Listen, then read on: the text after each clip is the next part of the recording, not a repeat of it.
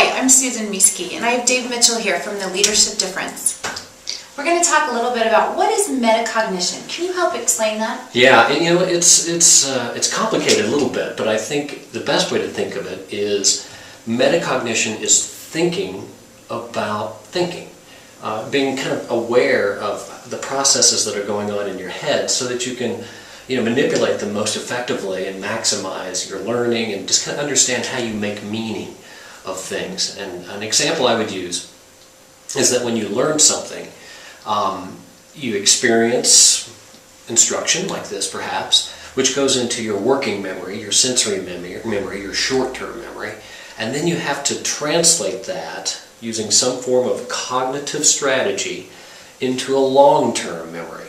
Like when you learn the alphabet, you might have learned it by singing A, B, C, D, E, F, G. So that was a cognitive strategy to take something you were exposed to and make it a long-term memory so that you could recall it later.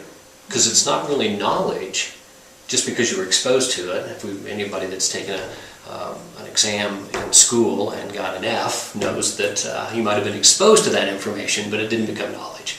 So metacognition is the process of thinking about how things become part of your long-term memory, and therefore you can recall them and use them, and it becomes knowledge.